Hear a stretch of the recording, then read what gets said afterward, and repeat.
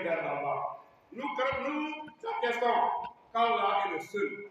Il n'y a aucune vraie divinité digne d'adoration, si ce n'est qu'Allah seul. Il est le seul sans associé, il n'a pas enfanté et il n'a pas été enfanté. Et il n'y a personne qui soit égal.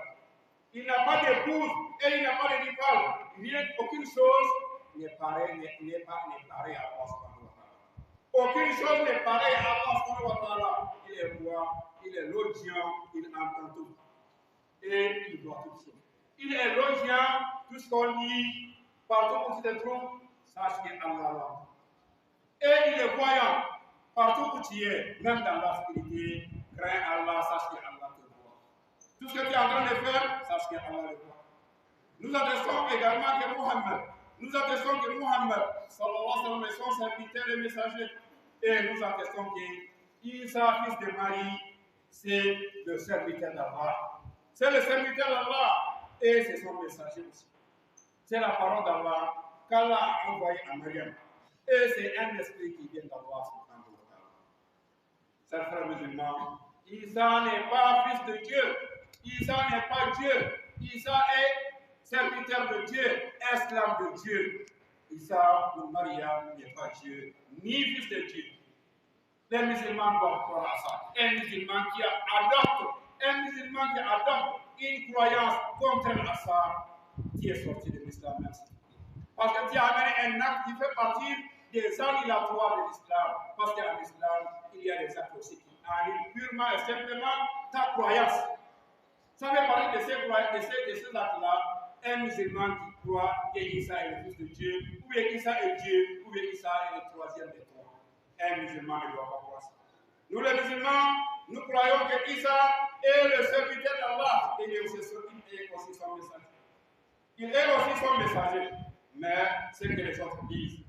En ce qui concerne le cas d'Isa, nous allons parler un peu de ça de deux côtés. Ce que nous allons dire, quelle est la croyance de l'islam par rapport à Isa? Quelle est la croyance de l'islam par rapport à Isa, fils de Marie? La position de l'islam, c'est quoi? C'est que Isa, pour nous, est un messager. Est un serviteur d'Allah. Et notre position par rapport à la naissance, ceux qui disent que la Noël, la naissance de Isa de Maryam, la position de nous les musulmans, ce n'est pas ce que les autres croient. Ce n'est pas ce que les autres croient. Premièrement, l'islam croit que Isa de Maryam, comme on l'a dit, est un messager. Allah, il fait partie aussi des messagers les plus nobles. Il fait partie des 5 messagers qu'Allah a nommés dans le Saint-Coran, que ce sont des messagers doués de fermeté. Il fait partie de ces messagers. Que ce sont des messagers doués de fermeté. Isa pour Maryam, il fait partie de ces messagers. Ces messagers-là, ils sont en nombre de 5. Ils sont en nombre de 5. Parmi eux, il y a Nouha alayhi salam, notre père Nouha. Il y a Ibrahim, il y a Moussa, il y a Isa et il y a Muhammad. Voilà les 5 messagers qui sont aussi supérieurs, aux autres messagers. Et parmi ces 5, notre bien-aimé prophète Muhammad sallallahu alayhi wa sallam est au-dessus aussi de les autres. C'est une gloire pour lui, c'est une fierté. On doit être fier de lui, on doit être fier de sa religion, la religion qu'il soit amenée. On ne doit pas se plier, se couper vers qui que ce soit, qu'il soit juif ou qu'il soit chrétien. Allah le très haut dit, quand nous avons pris l'engagement de ton engagement et l'engagement de Nouha, Ibrahim, Moussa, Isa, fils de Marie. Alors, quand nous avons pris leur engagement, nous avons pris un engagement auprès de vous, un engagement dur, un engagement solide. Allah a pris auprès d'eux un engagement solide.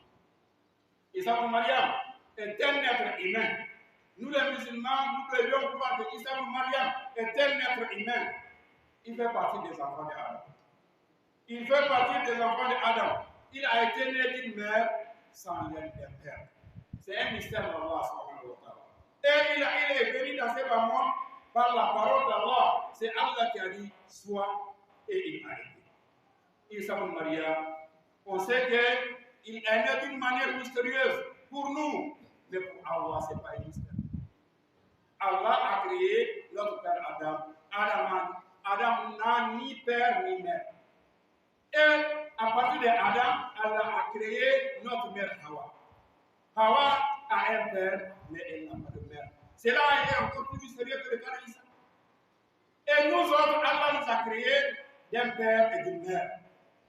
Donc si Allah n'avait pas créé un être qui a aussi une mère qui n'a pas de père, les hypocrites ou les mécréants ont dit, est-ce qu'Allah pouvait faire ça aussi?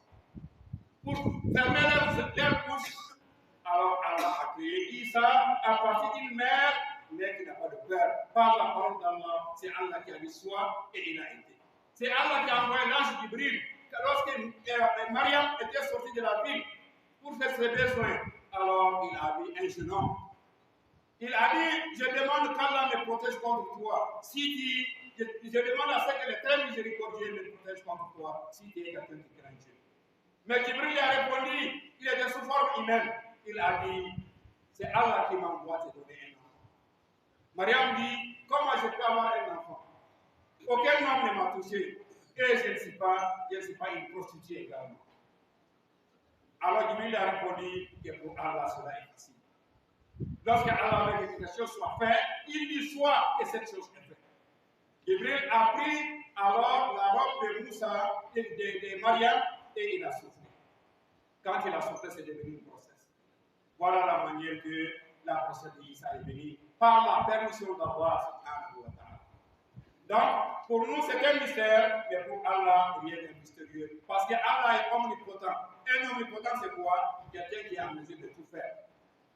Allah est omnipotent, donc ce n'est pas un mystère pour Allah subhanahu wa ta'ala.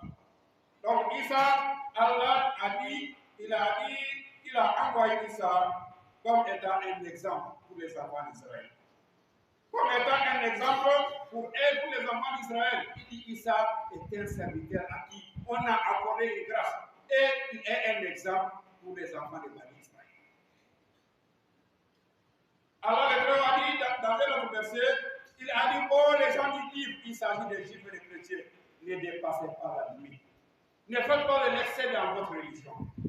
Ne dites pas que Isa ibn Mariam alors est un fils de Dieu. Sachez que Isa ibn Mariam, c'est la parole d'Allah qu'Allah a envoyée vers Mariam. Et c'est un esprit qui vient d'Allah subhanahu wa ta'ala. Alors c'est un messager. C'est un messager, ce n'est pas ni fils de Dieu, ni un Dieu. Dans un autre verset, le très haut dit au sujet d'Isa, que Isa, l'exemple d'Isa, c'est comme l'exemple d'Adam. Qu'Allah a créé qui n'a pas de père et de mère. C'est de cette manière qu'Allah a créé Isa aussi, puisque Allah a dit à Adam soit, Adam a été. Et il a dit à Isa soit, Isa a été. Et toutes choses c'est comme ça. Lorsque Allah décide une chose, il dit seulement soit et il est. Rien n'est difficile pour Allah subhanahu wa ta'ala. Allah est omnipotent. Donc, nous les musulmans, on doit croire que Isa, alayhi salam, ce n'est pas un Seigneur, ce n'est pas un Seigneur qu'on doit adorer, ce n'est pas le Fils de Dieu, ce n'est pas le troisième des trois, comme les chrétiens disent que le Père, le Fils et le Saint-Esprit. Le Fils là, c'est quoi? C'est Isa ibn Mariam. Sachez que Isa n'est pas le troisième des trois. Et les chrétiens disent, Allah dit au Seigneur les chrétiens, que les gens ont mépris ceux qui ont pris Isa comme un Seigneur. Ils disent, on est venus mécréants, les fautes de dire que Isa est un Seigneur. Ce que nous voyons actuellement, c'est ça. C'est frères musulmans. Donc, pour nous les musulmans, Isa, c'est une personne humaine. Allah lui a créé d'une mère qui n'a pas de père. Alors, chers frères musulmans, toute personne, tout musulman qui ne croit pas à ça, sache que les jours de l'Euro, si tu meurs sur ça, tu seras parmi les gens du feu. Nous avons parlé un peu de la Noël dans notre repas. Nous avons dit que la Noël, c'est que les chrétiens disent que c'est la naissance d'Isa. La naissance d'Isa, entre eux-mêmes chrétiens, ils se sont contredits. Pour les catholiques, alors Isa est né un 25 décembre. Pour l'église orientale, l'église orthodoxe, pour eux, c'est entre le 6 et le 7 janvier. Donc, la naissance, l'anniversaire exact de la naissance d'Isa n'est pas. Mais, comme on l'a dit, c'est à l'an 327. 300 et quelques années après le départ d'Isa au ciel, il y a eu une grande conférence qu'on appelle le Concile de Nicée. On a dit c'est au cours de ça que